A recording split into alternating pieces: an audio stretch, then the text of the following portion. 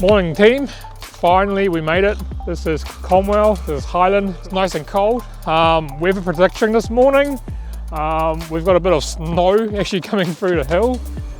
It's showing it might rain for about an hour or so. Hopefully the track stays dry. It's quite cold here this morning. It's about 7-8 degrees. Let's sign in and head up the track.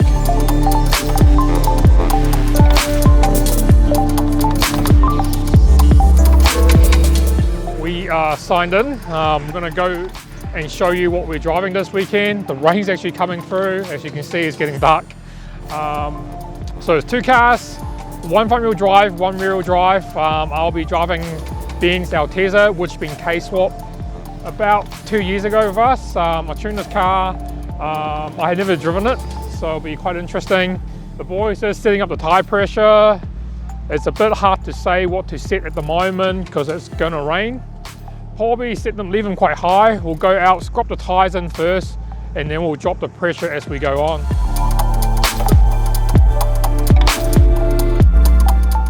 So Ben actually done most of the work himself. We supply some of the parts and offer the tuning and very little advice. So this runs the stock K24. It runs a K-power intake manifold, TF factory sump. Ben made the extractor himself.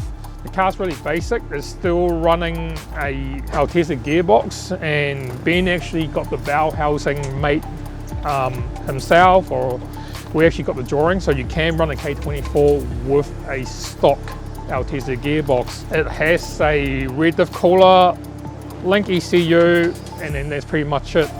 This used to be a Altezza running in GDR NZ with a 3S turbocharged engine, but once Ben got it, that package came out.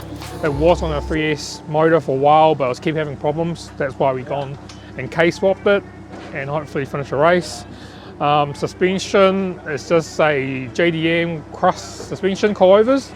The brakes is super calipers in the front, and also we've just done a boosted delete. It took a little while to get the balancing right and the right pressure. It runs the NS pads. I can't remember exactly what compound it is, but it stops good. In fact, it was too good. It was keep locking up, so have to change the pads and to get it right. The car doesn't have ABS, doesn't have traction control, so you have to drive it quite manually with no assist.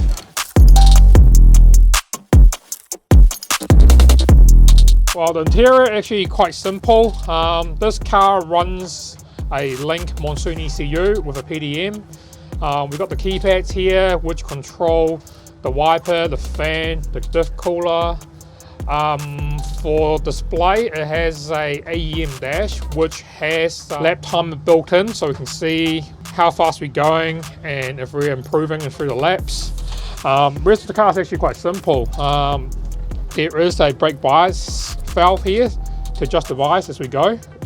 Also, being an endurance car with different driver, the seat is actually adjustable, which is quite handy. We're going to be on the Falcon tires.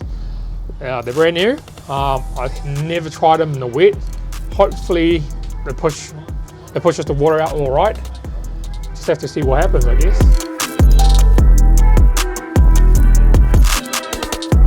This is the other car that we'll be driving. It's actually a Ford Telstar, but running a Master engine, but it's exactly the same thing. This is actually a tuned lemon-spec. The car's actually totally stock. It's just got some brake pads, some tires, and that's it. It's done a lot of lemon racing. The Altezza actually a lime car because it's quite modified. So this is actually a true lemon. It is manual. There's not much to talk about because the car's actually a stock standard car. It's been quite reliable, and being a front wheel drive, it's quite easy to drive. So with this car, we just put new tyres on it. It's a Falcon semi-slick. It's the RT615R. It's got NS brake pads. Surprisingly, this has actually got some little holes in it for cooling. Standard shocks with lowered springs, and the car just been wrapped, just like the orange Civic. Slight problem, my helmet and the comm in the car don't connect, we'll probably need to go see Rick down at Harris for a new cables. Luckily we checked now. So it's quite important to have comm for endurance racing, so you can talk back and they'll let us know if there's a safety car, red light, or coming for pit stop, or if the driver has problem, we can comp in and then tell who's going to be on the comm up the top. I think that's actually my job this morning. I'll be on comm looking after Ben and his dad Bob. So they're going to be doing the first outing first. I'll probably start in the first stint so I don't kill the car and finish the brakes for them. Well, let's get this cable done and get us out there. CRO. Splashback of the fuel, of course, we don't have another splashback. So make sure you wear a visor or some eye goggles protection too.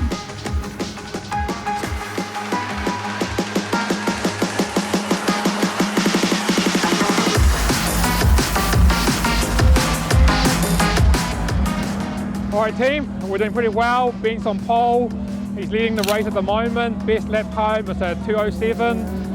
The strategy is run to about an hour and a half, and then I'm going to jump in, I'll be on the radio. We're going to switch to Bevan on the radio. The orange car will probably do a 2-hour stint, or if there's a safety car come out the next 5 or 10 minutes, he's going to come in and do a driver change. But the black Altezza, when Ben's behind the wheel, we're going to schedule for an hour 30 pit stop.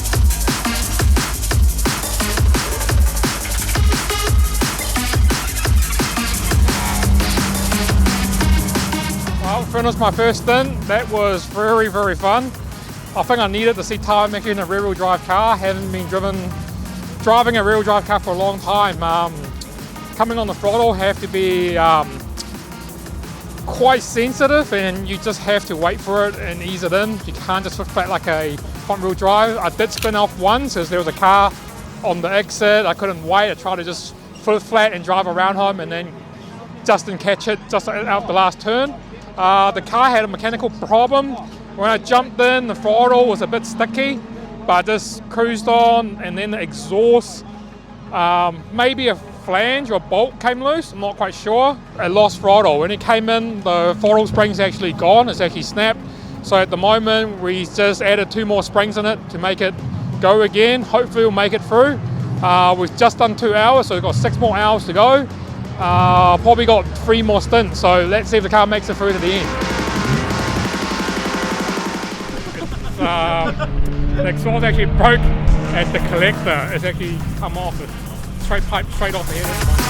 I've been reckoning it all come off.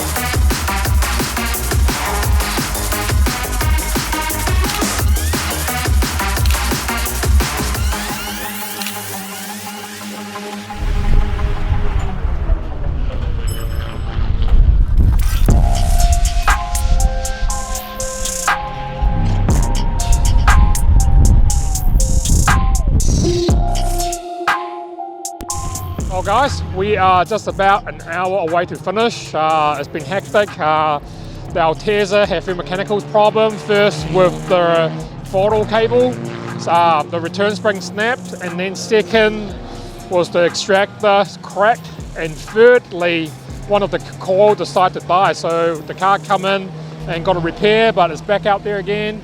I'm going to do the last stint in the Telstar. Hopefully get into the groove. I was driving quite bad in the Altezza. The throttle was sticking. It was either nothing or it was just full power. It was just grabbing because there's no return spring. Hopefully we'll get used to the Telstar quicker, and then I'll do an hour in it until it's finished. Well, the rain's coming. There's a safety car. We might pit in. Let's see what happens.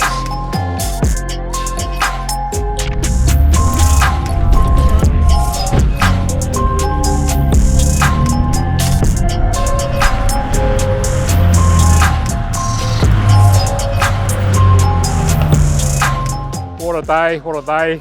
Weathers keep changing, raining, windy, sunny, wet, dry, everything all in one day. Quite fun driving both cars. Now been driving all these latest car with all the ABS and stuff, going back to old school car. It needs a bit of time to adapt. Hopefully, like the car in Japan, it's got ABS. so I don't have to worry about the brake pressure. We can just brake into it hard and let the electronic do its thing.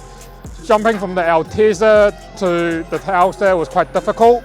The Altezza had no booster assist, and the orange car has really sensitive brakes, so as soon as I went out through the first 3 turns, I just keep locking up the brake if I try to stand on it. So it took a few laps to get used to it, and then it started to rain, but we made it, we finished. So next week we will back at Christchurch doing another track day. It's so windy here at the moment. We've got a long drive back to Christchurch tonight. Thanks for the boys coming out, helping me out. It's such a cool track. Like, if you haven't been here, you have to come and give it a go. Especially these Lemon event, it can be quite budget. It's not very expensive. You can run a stock car, set of tyres, set of pads, a rotation, seat, safety gear, and you're off to go. All right, let's get out of here.